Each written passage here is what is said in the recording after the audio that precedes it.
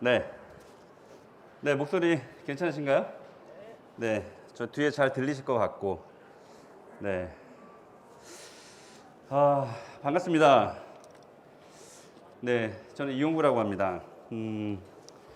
사실 그 강연 준비하면서 오늘 많이 오실까 걱정 반, 또 뭐 기대도 반 이렇게 하면서 왔는데, 네, 그래도 꽉 채워주셨군요.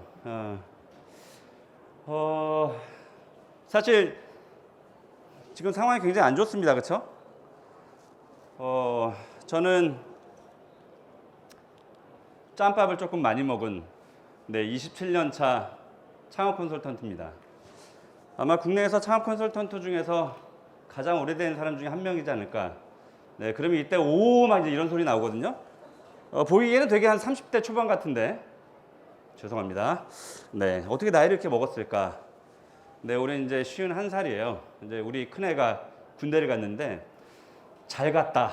제가 우리 큰아들에게 대학 다니다가 갔는데 2학년 1학기 이제 1학기 휴학하고 갔어요. 잘했다. 그 친구한테 이제 그런 얘기를 했고, 어찌 보면 그 얘기가 지금 창업을 하지 말아야 될 시기가 아닐까, 뭐 이런 방증 같기도 하고. 코로나19가 올해 아마 끝나갈지 저는 끝나기를 매우 바라는 사람 중에 한 명이지만, 왜냐면 제가 오늘 그 1시간 30분, 아마 1시간 20분 정도 할 것 같은데요. 왜냐면 다음 시간에 또 2시에 강연이 있으니까. 제가 숨차게 막 뛰어와가지고 조금 더 빨리 시작하는 겁니다. 왜냐면 제가 준비한 페이지가 170페이지 정도 됩니다. 제가 27년 동안 컨설팅을 하면서 가장 어려운 시기가 바로 올해입니다. 제가 IMF 때도 이 일을 했고, 왜냐면 94년도에 제가 백마부대 구사단을 제가 제대하고 아르바이트로 부동산에 들어갔는데 점포 매매하는 부동산에 들어가게 된 거죠. 그래서 복학하면서도 계속 이 일을 하루도 쉬지 않고 27년간 달려왔습니다. 그래서 현재는 뭐 여러 가지 직함이 있지만 별로 그건 중요한 것 같지 않고, 제가 프랜차이즈 산업협회 또 자문위원으로도 있고, 뭐 아무리 제가 이력을 쭉 나열해도 무한도전, 쩐해전쟁 2 나온 것만 기억하고 가십니다. 그래서 제가 27년 동안 해온 그 경험을 가지고 여러분들께 말씀드릴 텐데요. 아마 1시간 20분이 한 10분 정도 마치 강연한 것처럼 굉장히 빠르게 지나갈 것으로 생각이 됩니다. 항상 미련이 남아서 강연할 때마다 뭐 5분, 10분 더 있는데 오늘은 그냥 1시 50분에 끝내도록 하겠습니다. 너무 많이 길어져가지고 욕심만 많아서. 아무튼 170여 페이지 분량이 뭐 신속하게 지나갈 것 같은데요. 하나도 놓쳐서는 안 되는 얘기들이니까 꼭 급하신 분들은 가시되, 창업 앞두고 계신 분들은 꼭 들으셨으면 좋겠고요. 아마도 이게 지금 저한테 뭘 달아줬는데 아마 그 영상이 찍히는 것 같습니다. 그래서 복습하는 기회가 아마 있을지도 모르겠습니다. 유튜브에 돌아다닐지도. 그래서 아무튼 1시 50분까지 달려보도록 하겠습니다. 뒤에 시간이 조금 있으면 제가 질문을 받을 텐데요. 어떤 질문도 상관없습니다. 생각해 두셨다가 강연 동안 좀 궁금해한 것들은 여러분들이 기록해 놓으셨다가 말씀해 주시면 될 것 같습니다. 제가 요즘에 좀 유튜브를 하고 있는데요. 창업의 신이라는 유튜브입니다. 요즘에 들어와서 조금 본격적으로 하고 있는데 구독자 수가 조금 많이 늘어나고 있어요. 제가 이 유튜브를 하게 된 계기가, 예전에 2014년도에 가입은 했었지만 제가 유튜브를 보면서, 제가 27년 했다 그랬잖아요. 유튜브를 보면서 어그로라고 하죠, 어그로.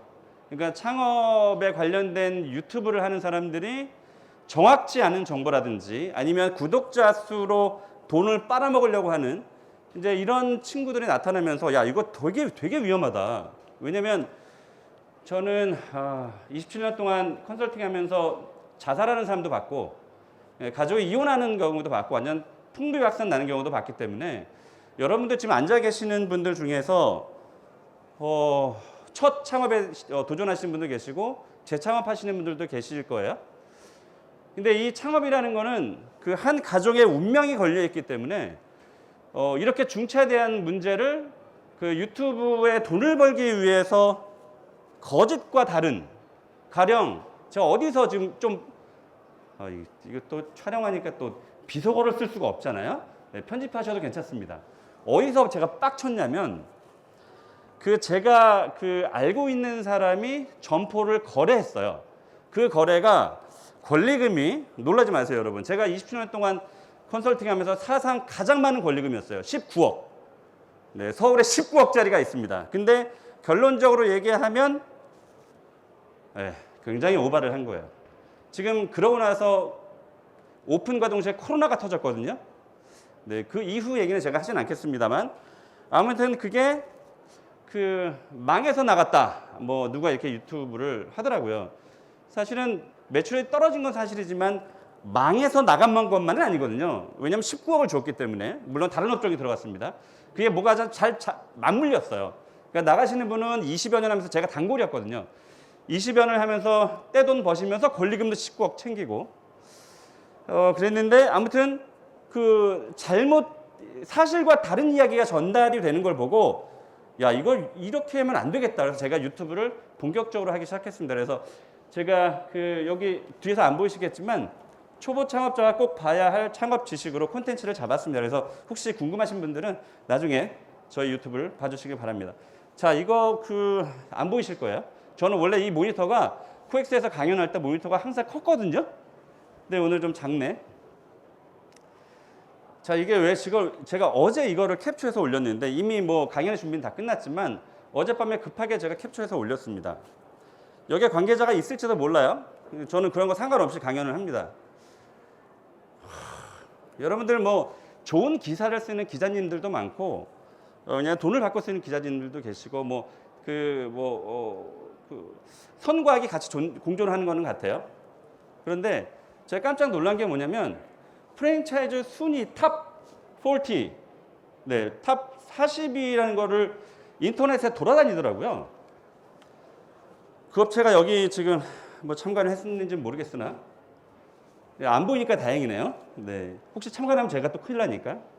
1위에 제가 생각하지 않는 브랜드가 올라와 있어요.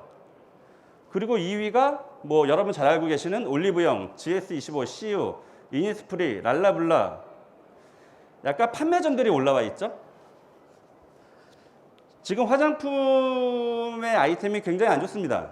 그건 제가 굳이 설명 안 드려도 아실 거고, 제가 유튜브를 하면서 떡상이라고 하죠. 그러니까 완전 그 뷰가 터진 거, 31만을 찍은 게 명동이에요.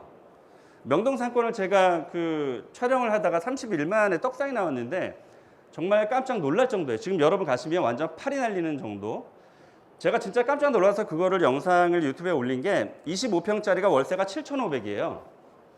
이게 이제 엄청난 뷰를 보였는데, 거기 가보면 일단 어느 아이템부터 문을 닫을까요? 네, 화장품이에요. 그 명동의 월세는 화장품 가게가 다 올려놓은 거예요. 왜냐면 그 명동이 참 슬퍼요. 제가 어렸을 때 명동 나가면 예쁜 옷 입고 멋진 옷 입고 나가는 정도였는데, 지금은 완전히 무너진 상황이에요. 그래서 중국의 관광객들이 오면서 너도 나도 앞다투어서 화장품 회사들이 아주 좋은 자리를 쟁탈하기 위한 쟁탈전을 벌이면서 월세가 엄청나게 올라간 겁니다. 25평에 월세 7,500. 이게 말이나 되는 소리입니까? 그렇지만 그분들은 뭐 돈이 많으니까 월세를 내려주지 않는 뭐 그런 상황이 벌어지는데, 1위에 디저트 카페에 대한 아이템의 그 전망은 굉장히 좋습니다.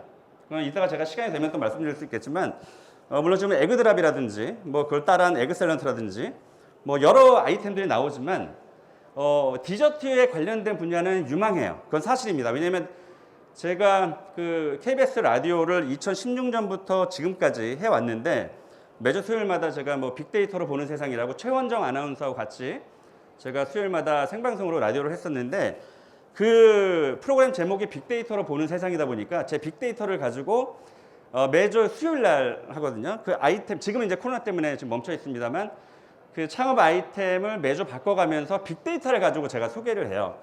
그래서 제가 빅데이터를 쓰는 도구를 또 알게 됐고, 그거를 돌려보면 그걸 돌려보면 디저트에 대한 관심들이 굉장히 높아요. 이건 앞으로도 여러분들이 살아계시는 한, 지금 20대도 계시고 뭐 60대도 계시는데, 살아계시는 한 디저트의 전망은 계속 밝을 겁니다. 왜냐하면 우리가 일본을 따라가고 일본은 유럽을 따라가거든요. 네, 우리의 목표는 유럽에 있어요. 유럽에서 잘 되는 것들이 향후 우리의 아이템이라고 보시면 됩니다. 그래서 일본은 제가 자주 가는 나라 중에 하나였는데 지금 코로나라든지 아니면 불매운동 때문에 저도 못 가고 있습니다. 그런데 여러분들이 아이템을 발굴하기 위해선 일본이라는 나라는 우리에게 굉장히 고마운 나라입니다. 일본의 것들이 향후에 우리나라에 들어오는 경우가 굉장히 많거든요. 그래서 여담으로는 튀김바의 전망은 굉장히 좋습니다. 이건 제가 강연할 때마다 얘기하는데 아직은 하진 않더라고요. 그 일본에는 100년 넘은 그런 튀김 전문점이 있습니다. 튀김을 싫어하는 그 여성은 거의 없을 거예요. 물론 이제 살찌기 때문에 안 먹는 것뿐이지 튀김은 신발을 튀겨도 맛있다라는 얘기가 있잖아요. 일본의 아이템이 우리의 미래일 수 있습니다. 아무튼 디저트가 1등으로 올라왔는데 깜짝 놀랐어요. 저건 작업을 했구나. 제가 그 브랜드를 정확히 알진 못하지만 27년을 창업 컨설팅하면서 바닥을 돌아다녔기 때문에 그냥 흥망성쇠는 제 눈에 그냥 바로 보여요. 또 그것만 하는 게 아니라 제가 쓰는 빅데이터 도구가 있습니다. 예를 들면 뭐 네이버 키워드 검색량 가지고도 흥망성쇠를 어림짐작할 수 있어요. 근데 그것만 가지고 되는 건 아니거든요. 근데 그게 올라왔어요. 그래서 야, 이거 어이가 없다. 이거 내가 강연하는 날 분명히 이건 알려줘야겠다. 왜냐면 귀가 얇은 뭐 좋은 브랜드일 수 있습니다. 제가 나쁜 브랜드라고 하는 건 아니에요. 다만 저게 진짜 1등이 팩트일까라는 얘기예요. 그러니까 이런 거에 귀가 얇아서 혹하시는 분들이 있습니다. 그래서 캡처를 하고 나가려고 했어요. 그런데 이상하다 싶었어요. 왜냐면 한국 프랜차이즈 개발원이라는 곳에서 발표한 유망 프랜차이즈 순위라는 거예요. 탑 40? 내가 27년, 20년 넘게 했지만 한국 프랜차이즈 개발원이라는 건 처음 들어봤거든요. 아, 이름 멋지잖아요. 멋지죠. 그래서 들어가 봤어요. 이게 항목이에요. 위에 그 카테고리. 요 창업 순위가 아주 잘 보이고, 그리고 설립 목적 비전이 있는데 들어가 보니까 아무것도 없어요. 여기 밑에 보면 대부분의 홈페이지는 법적으로 주소와 대표자 이름이 나와 있습니다. 사업자 등록번호랑 아무것도 없어요. 어이가 없었죠. 추적을 해봤어요. 이거는 뭐 그냥 페이퍼 회사인지 모르겠는데 제가 자료를 뒤지다가 서핑을 하다가 재밌는 사실을 하나 발견했어요. 2017년 3월에도 똑같이 얘가 1등이 되어 있어요. 그리고 2등은 올리브영, 3등 GS25, 4위 맥도날드. 이 뒤에만 살짝 바꾼 것 같아요. 2017년도에 한국 프랜차이즈 개발원에서 선정한 1위, 2021년도 또 1위인가 봐요. 이런 낚시에 여러분들이 걸리시면 안 됩니다. 아시겠죠? 여러분들 이 팩트를 아셔야지. 왜냐면 정말 창업에 대해서 초보 창업자분들, 그리고 이 프랜차이즈를 잘 모르시는 분들은 그냥 넘어가는 거예요. 다만 제가 지금 얘기한 브랜드가 나쁜 브랜드라는 것은 아니에요. 그래서 제 짐작컨대 저 프랜차이즈 개발원이라는 것은 저 1등 브랜드가 만든 것이 아니냐, 가상으로. 이런 생각이 듭니다. 여러분 여기 보면은 이렇게 근사하게 또 이렇게 정보기관에 아이콘들을 넣습니다. 그리고 여러분들 제가 어딘가에서 또 얘기를 했었는데 그 프랜차이즈에 보면 그 상들 있어요. 상. 스포츠 서울, 일간 스포츠 다 돈 주고 사는 겁니다.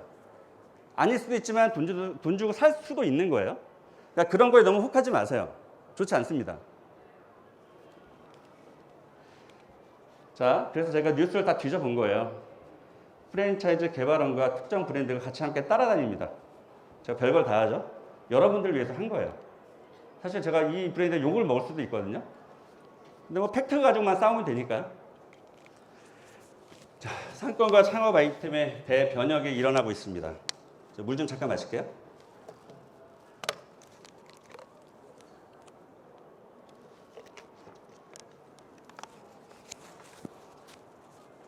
이 코로나19 때문에 어마어마한 변화가 일어나고 있습니다. 여러분이 생각하지 상상 이상으로 지금 변화하고 있습니다. 상권도 굉장히 크게 변하고 있고요.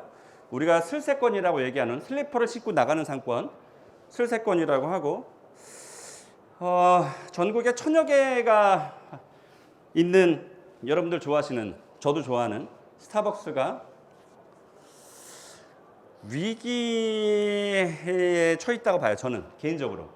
그래서 대치동에 스타벅스가 많습니다. 왜냐하면 스타벅스가 들어가는 곳이 도봉구에 거주하시는 분은 좀 섭섭하실지 모르겠지만 도봉구는 하나밖에 없어요. 스타벅스가 아메리카노를 4,100원을 파는데 얘네들이 아예 출점 전략 자체가 처음부터 100대 대기업 위주로 들어간다였어요. 왜냐하면 4,100원 지금 이제 오르지 않은 지 좀 됐지만 그게 뭐라고? 사실 그 커피의 원가, 뭐 커피 스틱하고 홀더하고 컵하고 따지면 3,400원밖에 안 갑니다. 3,400원. 그리고 바잉 파워, 대량으로 사는 힘이 있기 때문에 엄청난 싼 가격으로. 그래서 뭐 그 일전에 왜 그런 얘기도 나왔잖아요. 뭐 아프리카에서 커피 따는 아이들은 얼마 인건비 주지도 못하면서 4,100원에 판다. 근데 소비자 입장에서는 굉장히 고마운 브랜드입니다. 그렇게 성장할 수밖에 없었던 이유가 있었고, 그런데 이 코로나 때문에 오프라인이 완전히 박살이 나면서 대치동에서 전문적으로 딜리버리를 하는 매장을 만들었어요. 시범적으로 이번에 만들었습니다. 베스킨라빈스, 던킨, 파리가 자존심이 굉장히 센 곳이죠. 제가 왜냐면 그 친구들 슈퍼바이저 또 교육을 또 들어갔었기 때문에 얘네들의 자존심을 제가 압니다. 우리는 죽어도 배달을 안 한다 그랬거든요. 배달 지금 빵빵 돌아갑니다. 배달 제가 이 뒤에서 말씀드리겠지만 이 배달을 또 맹목적으로 쫓아가서는 안 됩니다. 왜냐하면 수익률이 무지하게 떨어질 수 있기 때문에 떨어진다 아니에요. 왜냐하면 제가 발언 하나하나가 굉장히 논란거리가 될 수 있기 때문에 이 카메라만 없으면 제가 막 특정 브랜드 막 얘기할 텐데, 네, 그거는 여러분들 힌트만 제가 드리면 알아서. 자, 아무튼 그래서 제가 제가 유튜브 한 거를 몇 개를 제가 이렇게 캡처해 봤는데, 저 보이시죠? 진짜 위기 명동 20평에 월세 7,500, 절반의 종로 월세 2억짜리가 1억으로 떨어지고 지금 7천까지 떨어졌어요. 거기 어디냐면 그 종로 종강역에 뱅뱅 했던 자리예요. 코너에 가장 좋은 자리입니다. 그게 벌써 수년째 임차를 못 하고 있어요. 뭐 여러 가지 이유가 있습니다. 뭐 잘 아시다시피 임대료를 떨어뜨리면 건물의 가격이 떨어지니까. 근데 저거는 머리를 잘 못 쓰고 있는 것 같아요. 왜냐하면 돈이 워낙 많거나, 왜냐하면 상가 임대차 보호법이 서울은 9억인가요? 9억 천인가요? 어차피 그걸 뛰어넘기 때문에 한 1년 정도씩 계약 맺고 코로나 끝나면 다시 올릴 수 있거든요. 올리면 안 되지만 어쨌든 임대 입장에서 그럴 수 있어요. 근데 자존심 플러스 뭐 상가에 대한 건물에 대한 가격 여러 가지 뭘 볼 수 있겠죠. 그래서 아무튼 제가 얼마 전에 노량진을 가서 찍었는데 노량진은 권리금 빵원인 곳도 생겼습니다. 저는 여기 중에서 가장 대표적인 게 바로 이 노량진이에요. 왜냐하면 노량진이 여러분 잘 아시겠지만 공무원, 고시학원의 우리나라 1등이잖아요. 유도인과 바글바글 했던 곳입니다. 여기에 월세가 얼마냐면 12평짜리가 월세가 400이에요. 굉장히 높은 거예요. 430짜리도 있어요. 근데 지금 어떻게 되느냐? 아직까지는 건물주분들이 이제 돈을 벌어놓은 게 있기 때문에 아직은 다운시켜주지 않고 있는데, 이 코로나19가 조금 더 지나고 나면 버틸 수 없습니다. 절대. 근데 그나마 여기에 있는 건물은 다행인데, 저는 정말 안타까운 게 저희 어머니도 70대신데 이 60대 정도 또 50대 중후반만 넘어가면 상가에 대한 관심을 갖기 시작해요. 왜냐하면 가만히 앉아서 월세가 들어오니까. 상가는 부동산 업자분들과 같이 보는 게 아니고요. 창업 컨설팅 진짜 잘하는 사람하고 같이 봐야 돼요. 무슨 얘기냐? 이게 뭐 임대 수익률 4% 5% 투자 대비 4% 5% 막 이렇게 보고 있는데 뭐 7% 나온다. 거기 홀라당 넘어가는 거죠. 심지어 거기에 사기치는 사람도 있어요. 분양업자가 자기 아는 사람 임대는 그냥 껴놓고 그냥 일단 임차가 들어왔잖아요. 선임대 후분양으로 사기를 치는 애들도 있어요. 그 홀라당 착한 사람도 그냥 넘어가요. 어머니 여기 임대 들어왔다. 자기 아는 사람이에요. 1000에 뭐 300 보증금은 낮게 걸고, 보증금 높게 걸 이유가 없잖아요. 어차피 뭐 빼서 도망갈 건데 그냥 잠깐 월세 300짜리를 넣어요. 뭐 수익률 한 7% 맞추고, 그리고 1년 지나봤자 3,600이에요. 상가 10억짜리 1억, 2억씩 다운시켜줄 수도 있거든요. 분양업자가. 3,600 그냥 다운시켜줬다고 보면 돼요. 분양업자는 이기는 거예요. 그리고 상가를 받은 이분은 죽는 거예요. 그래서 제가 위례에 대한 얘기도 이따가 조금 하겠지만 위례는 지금도 아주 박살이거든요. 그래서 저는 이런 생각을 해봤어요. 27년 동안 하면서 역시 부동산으로 돈을 많이 벌죠. 뭐 장사는 우리가 먹고 사는 정도로 벌고 부동산으로 돈을 많이 버는데 올해 빨리 그 코로나가 끝나면 다행이고요. 이게 조금만 더, 그러니까 올해를 넘겨버리면 올해 왜냐면 그 메시지가 오거든요. 언제 끝날 것이라는 메시지는 이미 옵니다. 근데 아직은 아니에요. 백신 때문에 뭐 기대를 하고 있지만 그걸 어떻게 알아요, 우리가? 저도 몰라요. 우리 다 아무도 몰라요. 왜냐면 거의 50% 맞춰놨는데 그 변형된 바이러스? 이런 게 나타날 수 있는 거예요. 한치 앞을 내다볼 수가 없습니다. 지금 2.5단계에서 2단계로 내려왔는데 다시 2.5단계 올라갈 수 있어요. 그러니까 지금 모든 것을 다 낙관하거나 확정 지을 수는 없어요. 근데 이게 중반 넘어가는데 떨어질 기미가 없어요. 상가 분양받았던 분들 다 박살납니다. 그래서 위기 속에 기회가 있다고 했는데 저는 그 경매가 쏟아질 것으로 예상이 되고요. 경매. 저는 그 경매를 받는 것도 굉장히 좋은 방법이라고 생각해요. 거기서 장사를 하거나, 왜냐하면 월세 줄 거 생각하고, 월세 주는 것보다 그 은행 이자 주고 경매로 아주 낮은 가격에 상가를 사버리면 이기는 겁니다. 무조건 이겨요. 그리고 코로나가 끝나고 그 경기 상황이 조금 좋아지면 이건 대박이에요. 그냥 대박이에요. 그래서 다만 아까도 좀 전에 말씀드렸지만 상권을 잘 아는 사람하고 가셔야 돼요. 그러니까 100%는 없어요. 야, 이거 되게 잘 될 거야. 절대 없어요. 오히려 여러분 여기 상담 받으시면서 보장, 확정 그거 하지 마세요. 자기가 뭔데 그걸 보장하고 확정을 해. 그렇죠?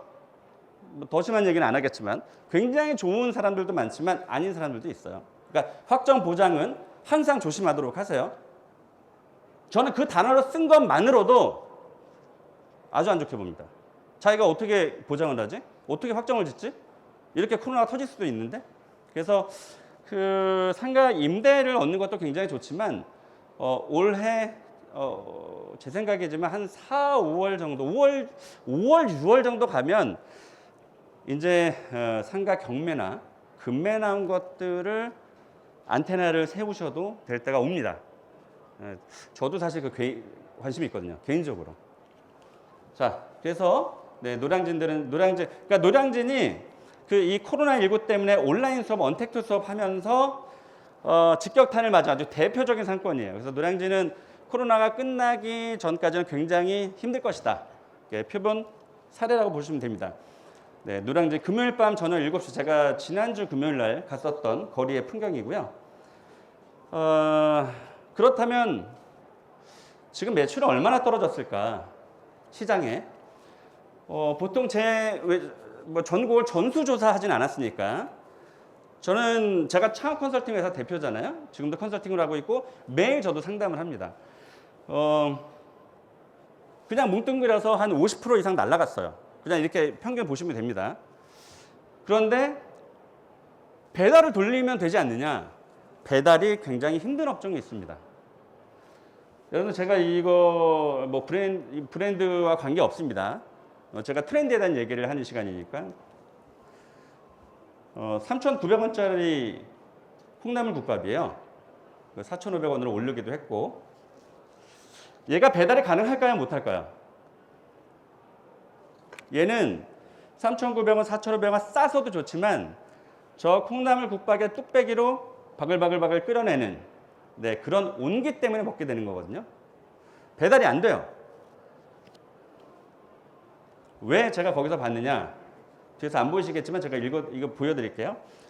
모 지하철역에 있는 콩나물 국밥집이에요. 그래서 모든 것이 다, 그러니까 배달로 전환을 하고 싶지만 전환이 거의 불가능한 아이템들이 있어요. 그래서 여러분들이 그건 좀 주의를 하셔야 됩니다. 물론 콩나물 국밥을 팔면서 배달할 수 있는 메뉴를 개발을 하면 되겠죠. 자, 얘가 2019년이에요. 2019년 3월부터 19년까지 좋았습니다. 한 20평짜리인데 매출이 놀라지 마세요. 4,700, 4,700, 4,500, 4,900, 5,100, 4,900, 5,700까지 갑니다. 그래서 1월 달을 뺀 2월부터 12월까지 2019년 5억 4,400이에요. 어마어마하죠. 돈 많이 벌었을 거예요. 권리금 1억 5천 준다고 해도 안 팔았던 매장입니다.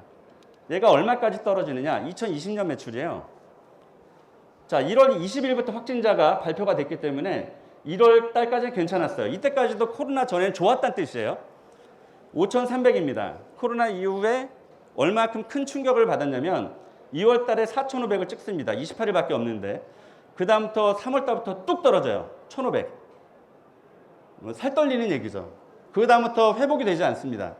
1,300, 1,300, 900까지 나와요. 5,700을 팔았던 매장이 1,600, 1,400, 1,100, 1,500, 1,400 지지난달 12월에 1,200까지 나옵니다. 얘 권리금 3,000에 내놨는데 아무도 거들떠보지 않습니다. 제가 물어봤어요. 사장님 배달을 돌리시면 되잖아요. 어느 정도 알고 제가 물어본 거죠. 이 사람이 대책을 세우고 있는지. 아니에요. 우리 여러분들 뭐 쿠팡이나 배달의 민족, 요기요 안 시켜보신 분들이 없으시겠지만 14,000원, 15,000원 이상이 돼야만 배달을 시킵니다. 그렇죠?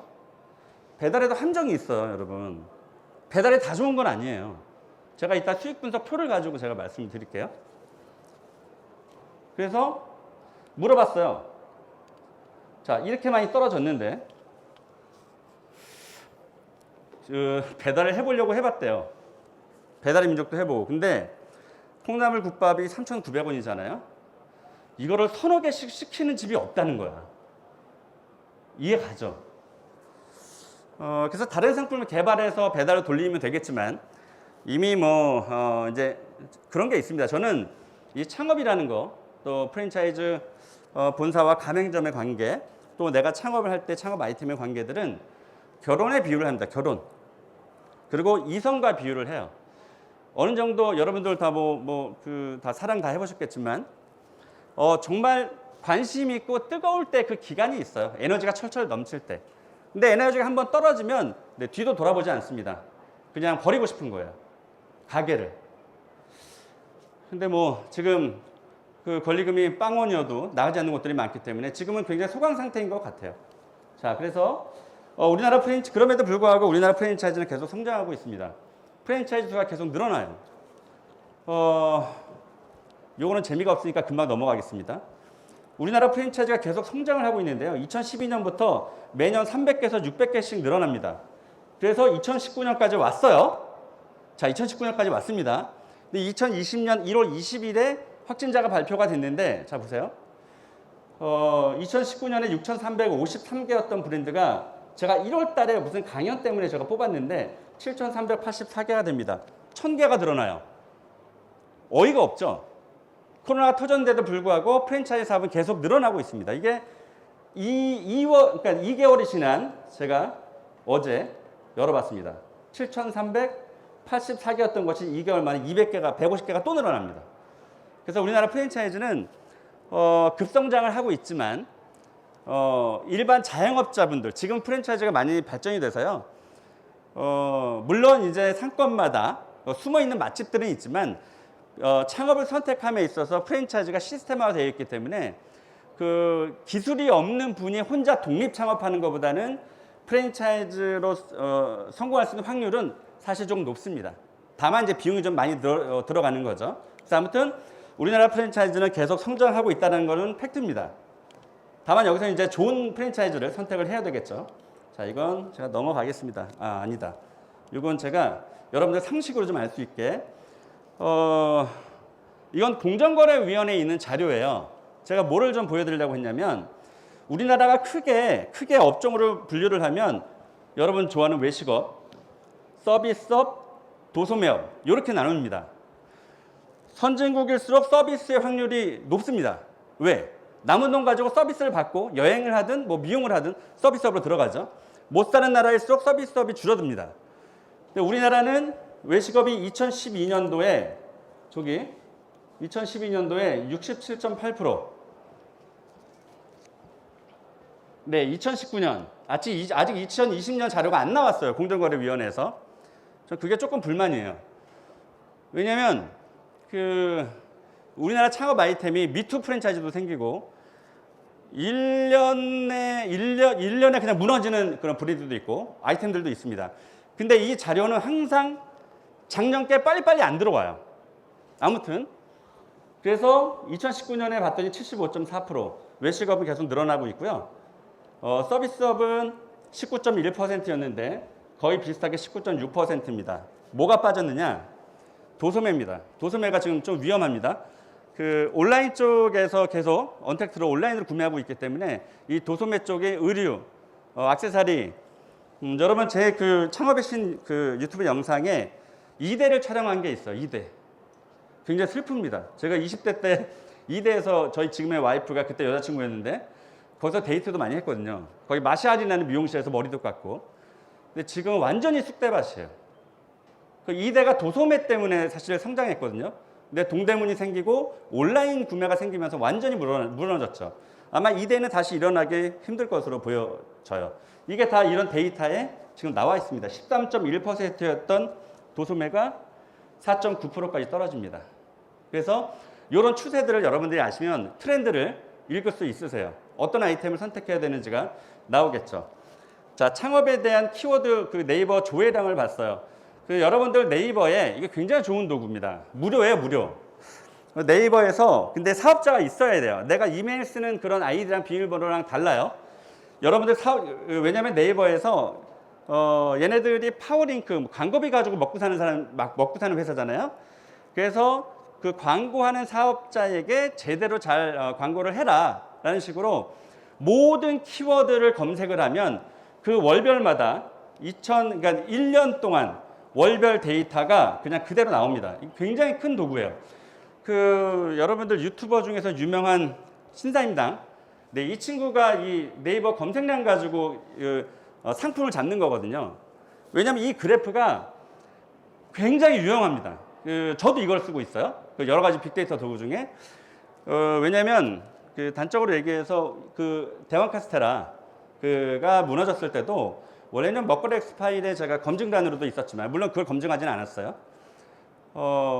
먹거리 엑스파일 나오기 전부터 저는 이 네이버 검색량을 봤어요. 저 대왕 카스테라가 저렇게 중장기적으로 발전할 수 없는 아이템이거든요. 왜냐면 7,000원인데 일단 맛이 없어요. 그러니까 7,000원의 값어치가 없어요. 일단 거기서 졌어요. 근데 그거를 제가 뭐 언론이나 뭐 강연에 살 수는 없잖아요. 근데 지켜보고 있는 거죠. 근데 미투 브랜드가 어마어마하게 많이 나타나면서 심지어 제가 세종대에서 프랜차이즈 MBA 석사 과정을 했는데 세종 대왕 카스테라 뭐 이런 미투 그거 보면서 도대체 이 사람들 생각이 있을까? 아무튼 그래서 네이버 검색량을 봤는데 계속 떨어지는 거예요. 이거 끝났구나. 전 거기서 이미 간파를 했어요. 근데 이제 먹거리 엑스파일에서 건드리면서 완전히 무너지긴 했지만 그때 올라탄 창업자들은 완전히 망했죠. 심지어 우리 영화 뭐죠? 네, 거기에도 나왔잖아요. 그래서 근데 이 창업에 대한 키워드를 제가 1년 동안 이렇게 봤습니다. 그래프가. 근데 완전히 떨어지진 않아요. 이게 이제 코로나 확진자 수가 늘어나거나 아니면 계절의 변화가 있을 수는 있는데 창업에 대한 관심은 확 떨어지지 않습니다. 왜냐하면 잘 아시다시피 돈 벌 수 있는 건 임대업자가 아니고서는 재취업 아니면 창업밖에 없습니다. 그래서 여러분들 오늘 지금 이 자리 꽉 채우신 것처럼 코로나가 저런데 우리가 장사를 해야 돼? 할 수밖에 없는 상황이에요. 그래서 다만 거기에서 좋은 아이템들 여러분들이 오늘 프랜차이즈 여기 관람하면서 좋은 아이템 잡으시면 되고 제가 재미있는 거 이번 주에 좀 재미있는 일이 있는데 여러분 더현대 여의도에 현대백화점 생겼잖아요. 거기 뭐 LG전자도 뭐 우리나라에서 제일 크게 들어갔다고 하는데 거기에 우리나라 숨어있는 맛집이 한 70개 정도를 모아놨어요. 그래서 제가 이번 주 토요일에 갈 텐데 그런데 가면 여러분들이 힌트를 얻으실 수 있으세요. 어떤 게 그러니까 잘 되는 거는 반드시 이유가 있거든요. 그 잘 되는 이유에 대한 공통점은 제가 준비했으니까 뒤에서 제가 말씀드리도록 하겠습니다. 아무튼 빅데이터를 보면 코로나가 우리를 이 지경으로 만들었는데도 불구하고 창업에 대한 관심은 지속적으로 늘어날 수밖에 없다. 프랜차이즈 역시 마찬가지입니다. 프랜차이즈 키워드는 이 8월 달에 무슨 이슈가 있었나 봐요. 긍정적인지 부정적인지 모르겠습니다. 이 정도 크게 올라갔으면 뭔가 부정적인 게 있었을 것 같고 아무튼 이때 8월 달에 확 뛰었다가 다시 제 모습을 찾고 있습니다. 모바일 검색량 17,400건. 여러분들 이거 그 네이버 검색량을 분석하는 방법을 제가 언제 이거 여기에는 그게 없는데 언제 한번 가르쳐 주고 싶네요. 여기 보면 파란 희미한 파란 선이 보이죠? 이건 모바일, 이건 뭘까요? 예, 요거는 PC예요, PC. 요게 굉장히 중요합니다. 요 PC가. 왜냐하면 모바일로 관심을 갖다가 집이나 사무실 가서 굉장히 디테일하게 보게 되거든요. 사실 이것도 중요하지만 창업에 관련된 키워드 검색량은 이거예요, 이거. 굉장히 중요합니다. 그래서 여러분들이 프랜차이즈, 관심 있는 프랜차이즈를 알 수 있는 방법 중에 하나가, 민감한 거는 제가 말씀 못 드리지만 하나가 상대적으로, 그러니까 예를 들면 여러분들이 꽂히는 브랜드가 있어요. 그러면 말려도 뒤도 안 돌아보고 할 텐데 몇 가지의 아이템과 예를 들면 에그 샌드위치, 많습니다. 네, 미투 브랜드 많죠. 에그 샌드위치의 전망이 어떨 것이냐, 아니면 관심도, 또 그 중에서 에그 샌드위치 중에서 에그 드랍, 에그 샐러드 뭐 어찌 쫙 있는데 누구를 선택할 것이냐를 봤을 때 무엇을 볼까요? 얘와 얘의 숫자도 중요한데 간격입니다. 이해하셨나요? 얘와 얘 다른 브랜드와 다른 아이템의 상대적인 폭을 봅니다. 이게 좁으면 좋을까요? 관심이 많은 걸까요? 안 많은 걸까요? 좁을수록 관심이 많습니다. 관심이 많다고 해서 유망 브랜드는 아니에요. 그거는 여러 가지를 함께 믹스해서 봐야 됩니다. 요거를 강의하는 사람 저밖에 없어요. 이걸 얘기하는 사람 한 명도 없더라고요. 근데 저는 아까 말씀드렸지만 2016년부터 라디오를 하면서 아주 많은 도구를 제가 건드리게 됐어요. 왜냐면 KBS이기 때문에 더 잘못하면 안 되니까. 그래서 요 폭을 봅니다. 그래서 요게 가장 진지한 그래프예요. 모바일보다. 모바일은 관심도, 얘는 진지함. 이렇게 보시면 됩니다. 자, 2021년 창업시장은 한마디로 어둡습니다. 어둡지만 모든 게 다 망하는 건 아니니까. 그렇지만 2011년의 창업시장이 어떤 그 경제 상황인 건지는 여러분들이 좀 읽으셔야 될 것 같아요. 네, 뭐 고정비가 올해는 자영업자 입장에서는 다행. 임금을 받는 사람 입장에서는 뭐 불행일 수 있겠지만 아무튼 최저임금 인상은 올해 조금밖에 안 올랐지만 코로나19가 끝나면 내년에 크게 오를 가능성도 있습니다. 그래서 이거는 마이너스는 없다고 보시면 돼요. 어쨌든 인건비는 계속 올라갑니다. 그래서 최저임금 인상에 대한 부분도 있고요. 그래서 고정비가 증가되고 수익률이 감소가 되고 매출 부진해집니다. 폐업자 증가합니다. 상가 공실 확대되고 로봇과 무인 시스템이 우리를 괴롭힐 거고, 소비자 입장에서도 좋고 나쁨이 있고, 경쟁 차원에서는 또 여러 가지 또 긍정과 부정의 효과를 낳을 수 있습니다. 퇴직자가 발생이 되고 고용 감소하고 대출 규제가 되고 쇼핑몰 확산되고 상권이 분산됩니다. 쇼핑몰이 확산된다는 것은 여기에 가까운 하남 스타필드가 생기면서 천호동이라든지 강동구 일대에 매출에 영향을 미칠까요? 미칩니다. 강남도 미칩니다. 그래서 이런 대형 쇼핑몰이 생기면서 상권이 분산되고, 이번에 여의도에 현대백화점이 생기면서 그 주변의 일대 상권도 분산이 될 수밖에 없어요. 그건 팩트입니다. 자, 그래서 우리는 탈도심을 하게 되죠. 도심이 싫다, 나가자. 이 상황이 조금 더 지속이 되면, 물 한 잔만 먹겠습니다. 제가 이런 얘기하면 또 잘난 척한다고 할 수 있을 텐데 잘난 척이 전혀 아니고요. 예상했던 것들이 다 맞았어요, 다. 근데 그거는 다 맞았다는 뜻은 그냥 뭐 운 이런 예감이 아니라 그 흐름을 보거든요. 저는 과거 옛날부터 저는 이제 강을 좋아하고 나무 타는 냄새, 자연 이런 걸 굉장히 좋아해요. 저는 이제 세컨 하우스라고 하죠. 두 번째 집, 뭐 주말에 아이들 데리고 쉬고 올 수 있는, 저는 양평을 꼽거든요. 양평과 파주. 근데 양평은 더 좋아질 것이다라고 판단했던 게, 여러분 강남과 양평 사이에 뭐가 생겼죠? 하남. 미사리가 천지개벽을 했잖아요. 이미 그것도 수년간의 개발 끝에 나타난 거지만, 이 코로나 때문에 이제 해외 못 나가고 골프 치는 사람도 답답하죠. 가족 회식을 해야 되는데 동네에서 바글바글 대는 식당에서는 하기 싫고 떠납니다. 그것도 가까운 곳으로.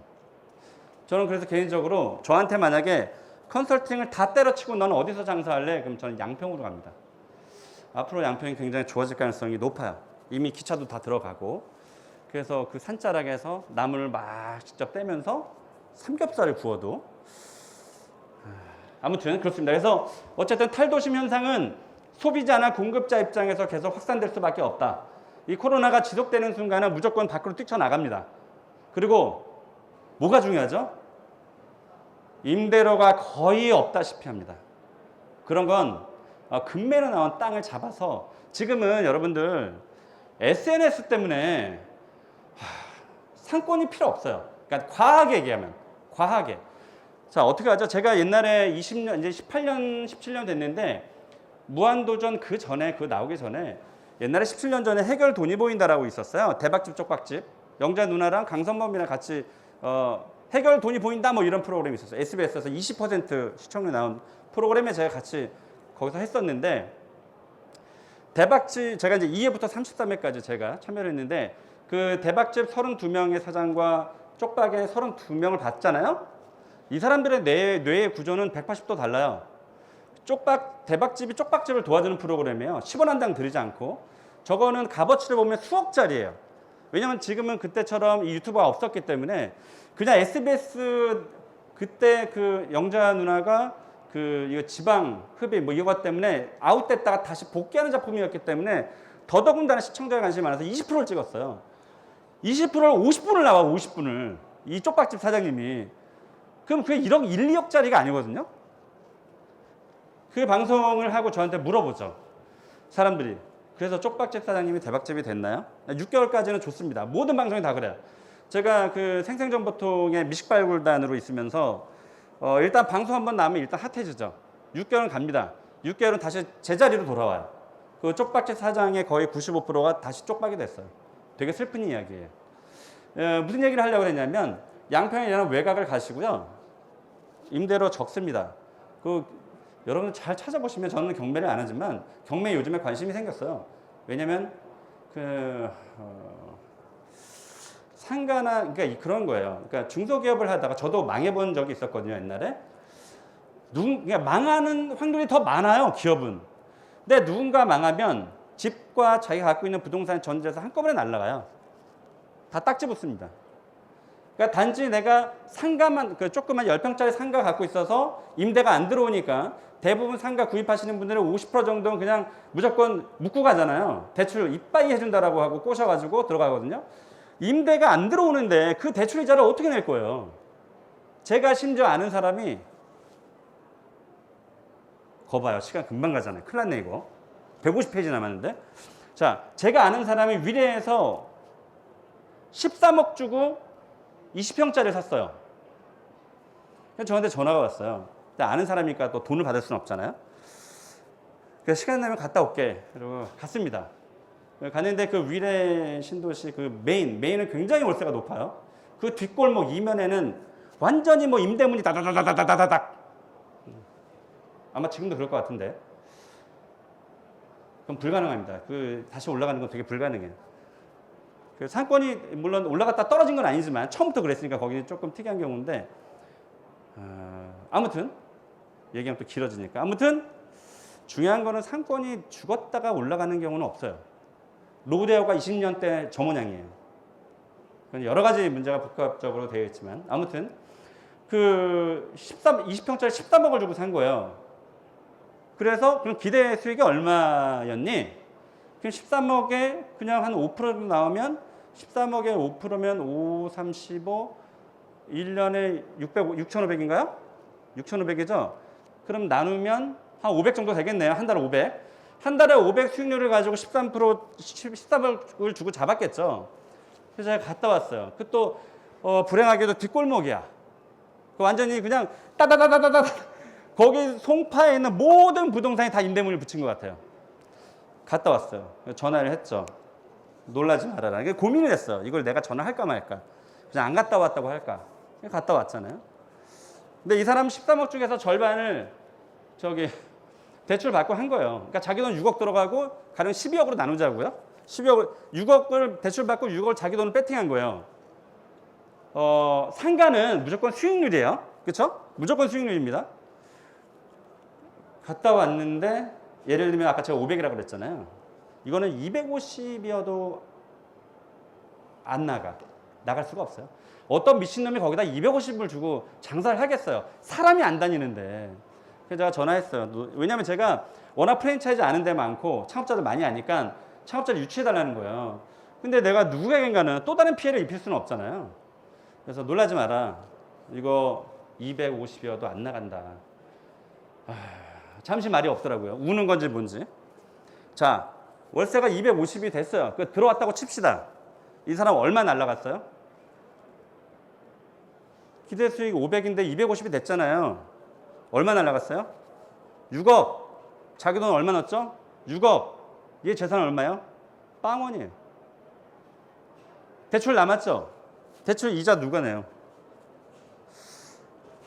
아무튼 그래서 인건비도 중요한데 앞으로의 승률의 싸움은 제가 27년을 하면서 27년 컨설팅 하면서 계약도 1000건 이상 하고 사람도 건물주도 수만 명 만나고 여러분들 같은 사람 수십만 명 만났던 것 같아요. 기대하는 수익률이 과거에는 30%였어요. 매출 대비 30%가 남으면 그게 평균이었어요. 근데 지금 20% 밑으로 떨어집니다. 물론 정말 어떤 좋은 프랜차이저가 비용을 줄이고 수익률을 높이는 그런 아이템을 개발했으면 정말 짱이죠. 근데 20% 넘어가기가 현실적으로 쉽지 않아요. 근데 이거를 어떻게 그런 수익률을 높일 것이냐. 다시 얘기하면 고정비를 낮출 것이냐의 얘기인데 이건 어디서 낮출 수 있을까요? 임대료에서 낮출 수밖에 없어요. 임대료. 건물주는 아무리 내가 장사 안 된다고 사정해봤자 안 깎아줍니다. 아까 말씀드린 대출 이자라든지 자기 아들 유학을 보냈네? 생활비 보내야 되잖아요. 이 사람이 이 건물주가 못 돼서가 아니라 여러분들이 거꾸로 바꿔놓고 건물주면 안 떨어뜨려 준다니까요. 착한 임대인 전국에 없어요. 언론에 나오는 사람들 불과 몇천 명? 그 정도밖에 안 될 거예요. 돈 앞에서 착해지지 않습니다. 아무튼 이 탈도심 현상은 그래서 더 일어날 것이다. 미사리에 땅을 샀어야 돼. 자, 1인 가구들. 제가 오늘 아침에 뉴스를 봤는데 이게 데이터들이요. 모든 트렌드, 아이템의 모든 트렌드는 인구 구조에 따라 바뀝니다. 예를 들면 이런 거예요. 여기 나와 있는 프랜차이즈들의 타겟팅, 가맹 점주의 타겟팅 말고 소비자들은 대부분 몇 살일까요? 거의 모든 트렌드는 실버의 산업이 아니고서는 거의 모든 트렌드는 20, 30대 여성을 쫓아갑니다. 20, 30대 여성을. 지금 오늘 아침에 뉴스를 봤는데 좀 슬픈 것 같아요. 기성세대 입장에선 서울의 출산율이 0.6명이랍니다. 나라가 미쳐가고 있어요. 큰일 났어. 이거는 누구의 잘못도 아닌 것 같아요. 그것도 트렌드니까요. 또 집값이 올라가면서 결혼도 포기하게 되고. 저는 약간 나이 중에서 허리에 와 있는 것 같은데 제 나이가 51살이니까 아이들을 보면 되게 슬프고 또 다른 사람을 그러니까 국가를 보면 우리나라가 자원이 없잖아요. 사람이 자원인데 우리나라 사람들이 머리가 좋잖아요. 이런 방식이라면 2천만 명까지 떨어질 수도 있잖아요. 우리 자원이 없는데. 세종은 1.2명이랍니다. 세종 1.2명. 그거 가지고 비교하면서 나왔던 거예요. 근데 아무튼 서울의 출산율이 0.6명이라는 거 보고 저도 충격받았어요. 아마 그거는 계속 지속이 될 거라고 보여져요. 그냥 서울시에서 서울시장이 2명을 낳으면 3억을 주겠다, 2억을 주겠다 이러면 모를까? 이거는 이 트렌드는 되게 무섭게 변하고 있다라는 거. 개인주의화되고 핵가족은 이미 예전부터 됐고 그래서 어쨌든 이 1인 가구가 늘어나고 결혼하지 않는 이 비혼자들이 생기면서 배달이 더 늘어나는 거예요. 대치동에 보면 약간 핫한 아이템들이 거기는 대치동은 워낙 학원 가잖아요. 그러니까 아이들이 혼자 먹는 아이들이 굉장히 많아요. 그리고 시간을 왜냐면 대치동에서 저희도 뭔가 이렇게 연관된 게 조금 있는데 애들이 학원을 하나만 다니는 게 아니고 두세 개, 네 개씩 다녀요. 그래서 옮겨 다니는 시간에 잽싸게 먹고 가야 되거든요. 그러니까 사건마다 특징이 있죠. 아무튼 이런 가구 또 그러니까 혼자 먹는 혼밥 쪽들에 의해서 아이템들은 변화하게 될 것이다. HMR 상품 소비가 증가하게 될 것이다. 이 HMR은 뭔지 아시죠? 네, 가정 간편식. 편의점에 있는 도시락 생각하시면 됩니다. 그냥 포장만 뜯으면 먹을 수 있는 이 HMR 상품 소비는 계속 증가할 것으로 보여져요. 그래서 그 김밥 천국도 편의점하고 싸워야 되고 돈가스집도 돈가스 끝내주게 팔잖아요. 근데 이게 가성비 바잉 파워 아까 말씀드린 편의점에서 대량으로 그 편의점에 공장이 있는 게 아니에요. 여러 개의 공장에다 오달 주는 거거든요. 그러다 보니 그 공장 사장은 돈을 조금 남겨도 CU랑 GS25랑 거래를 해야 되거든요. 그래서 그 재료를 사입하는 그 예를 들면 뭐 3,900원짜리 도시락을 샀는데 가성비 끝내주잖아요. 소비자 입장에선. 그런 비밀들이 숨어 있는 거거든요. 그래서 백종원 씨에 대한 얘기는 좀 이따 하겠지만 아무튼 이거는 아까 제가 일본을 거론했잖아요. 일본이 HMR 상품이 굉장히 좋습니다. 그래서 일본을 가보시면 저는 이제 간지가 사실 몇 년 됐는데 이미 10여 년 전부터 제가 그 일본을 다녀왔는데 얘네들 편의점, 일본에 있는 편의점 규모가 굉장히 큽니다. 왜 그렇죠? 팔 수 있는 상품이 많은 건데 거기에 이 HMR 상품이 끝내주게 많아요. 자리를 굉장히 큼직하게 잡고 있습니다. 그래서 제가 우리나라 편의점이 GS랑 CU가 10,000개가 넘는데 이 둘의 다툼은 앞으로 규모의 다툼으로 갈 것이다라고 저는 분명히 확신합니다. 그 CU가 GS를 이기고 싶어서 또 GS가 CU를 어쨌든 둘이 엎치락 뒤치락 하고 있는데 얘네들 그 경쟁자를 이기기 위해선 큰 규모의 편의점에 다량의 HMR 상품을 집어넣고 소비자를 빨아들이는 전략을 갈 거예요. 규모가 커질 겁니다. 이제 규모의 싸움이 지금까지는 개수의 싸움이었는데 이제 규모의 싸움이 될 것이다. 왜? 이게 다 연관이 되어 있습니다. 지금 전부 다 연관이 되어 있는 거예요. 그래서 편의점은 그 크기가 확대가 될 것이다라는 거. 배달 수요 증가되고 이커머스가 뭔지 아시죠? 네, 신세계 이마트 그리고 뭐죠? 마켓컬리. 네, 오늘 아침에 시키면 저녁에 나와 있잖아요. 이게 우리가 장사하려고 하는 그 모든 상품의 다 경쟁자들입니다. 심지어 편의점도. 그래서 여기다가 코로나 바이러스까지 이렇게 우리를 괴롭히고 있습니다. 그래서 탈도심 비즈니스가 일어날 것이고요. 여기에는 이런 5가지의 이유가 있습니다. 고정비 증가되고 코로나 바이러스, 여행 가고 싶은 사람들, 그리고 가족끼리 이 가족에 대한 키워드가 올라가고 있는 거 여러분 모르시죠? 키워드 조회량이. 왜냐하면 지금 우리나라 밤문화가 여러분들 저도 신사동, 영동시장 우리나라 같은 데가 없죠. 아침 5시, 6시까지 바글바글 되는 영동시장, 신사동 이런데 과거 옛날 분들은 북창동, 시청 주변 초전박살입니다. 초전박살. 근데 이게 저는 이렇게 보여지거든요. 이 습관이라는 게 다시 돌아오기 되게 힘듭니다. 그냥 느끼시죠? 습관이 돌아오는 거 되게 힘들어요. 지금 저의 습관은 저는 이제 컨설팅을 하면서 프랜차이즈 본사에 계시는 분들 또 우리 관계된 사람들 너무 많으니까 매일 술이었어요. 매일 술. 딱 일요일만 빼고 매일 술이었습니다. 술 안 마신 지 몇 개월 됐거든요. 와, 술 안 마시니까 너무 좋아요. 너무 좋아. 제가 어제도 누가 술 먹자 그래서 제가 전화를 받았는데 무슨 생각이 나냐면 저는 이제 술을 되게 좋아했던 사람이었는데 그 다음날 아침에 너무 힘든다라는 게 먼저 들어와요.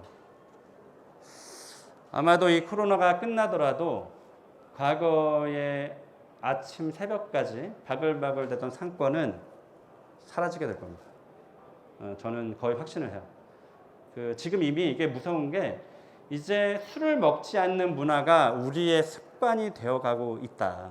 이게 굉장히 무서운 겁니다.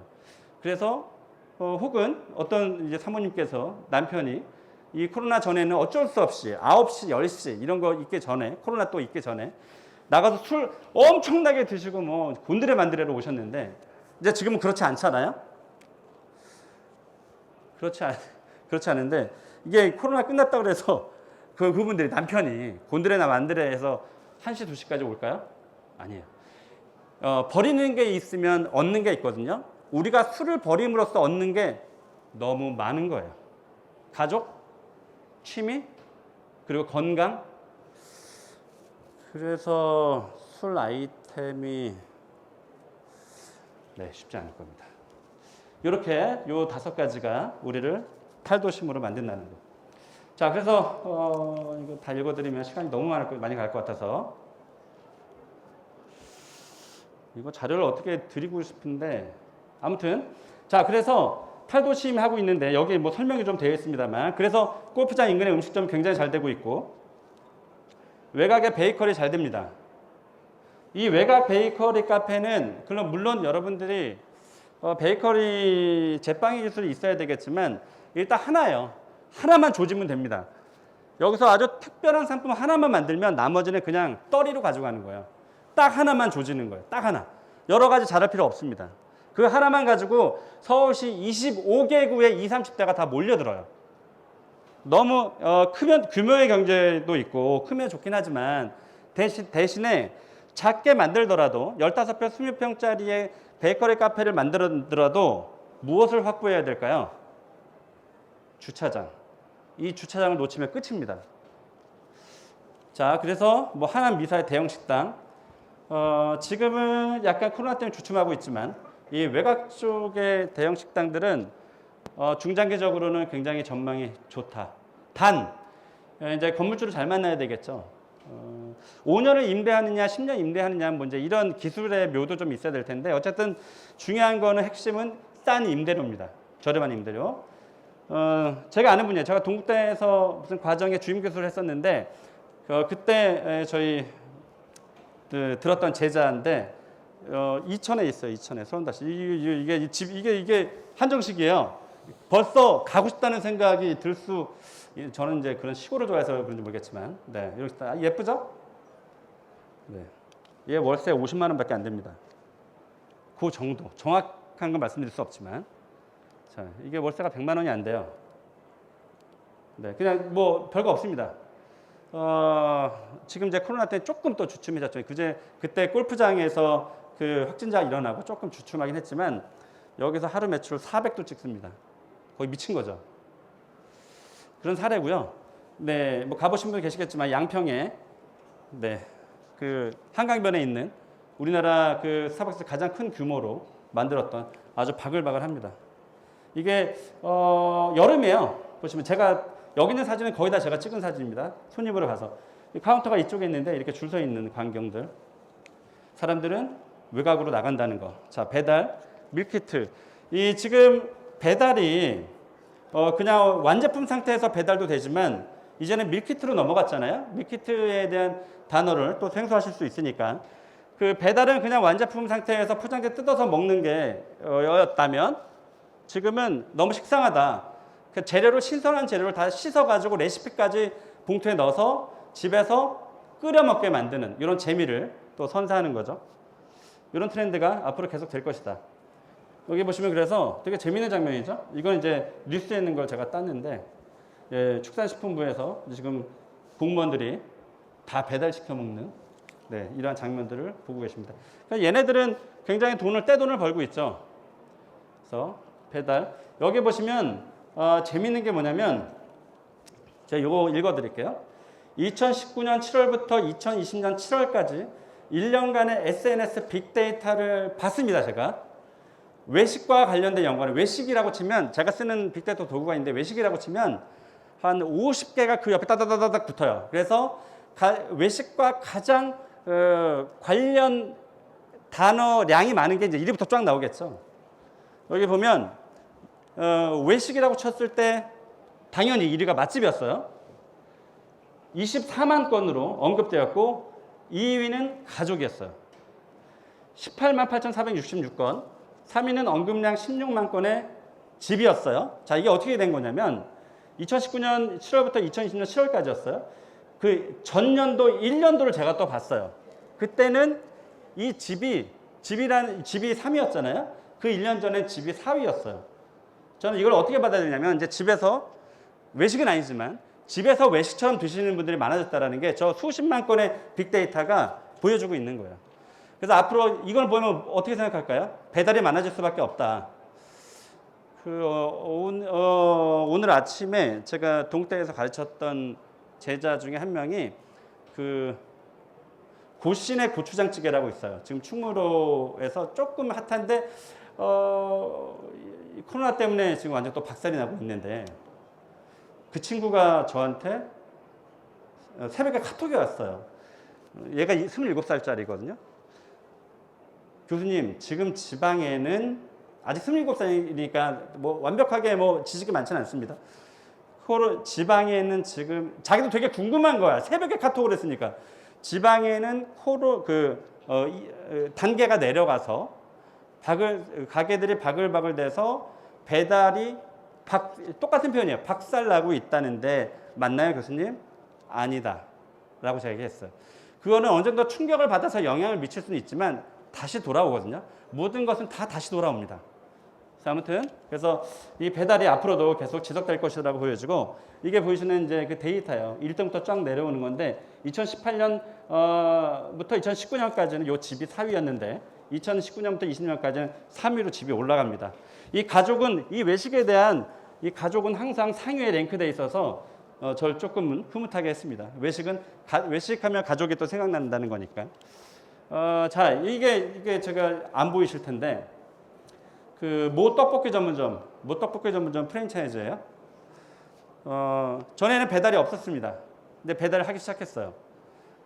지금 이거 제가 뭘 본 거냐면 각 항목마다 카드 수수료, 소모품비, 부가가치세, 예수금이라고 있습니다. 여러분 부가가치 수익 분석하실 때 대부분 이제 상담 받다 보면 부가가치세는 거기 안 들어가 있습니다. 비용에.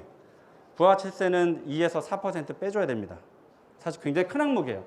나중에 부가세 낼 때 이게 폭탄이거든요. 그래서 여러분들이 나중에 6개월 있다가 여러분 그때 부가세 내면 진짜 지진 나요. 저도 왜냐면 이거 하면서 장사도 제가 부업을 했기 때문에 지진 나요.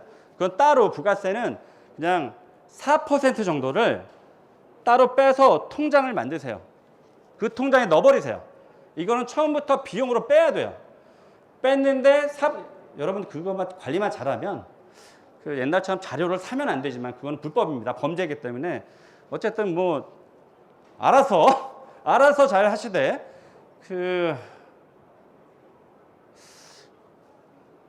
안 돼. 이거 얘기하면 안 돼. 아무튼 그래서 어쨌든 부가세를 최대한 안 내게끔 여러분들이 하는 작업도 필요합니다. 합법적으로. 그래서 4% 뺍니다. 뺐는데 만약에 그 달에 부가세가 진짜 4% 나왔으면 뭐 어차피 우리가 처음부터 비용을 뺐기 때문에 데미지가 없어요. 근데 2%밖에 안 나갔어. 땡큐지. 이 2% 가지고 여러분들이 뭐 예쁜 옷을 사세요.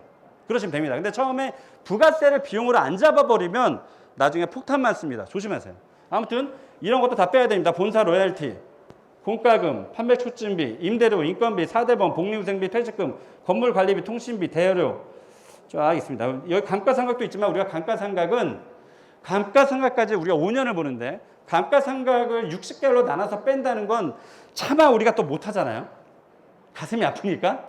근데 원래 해야 됩니다. 왜 해야 되겠죠?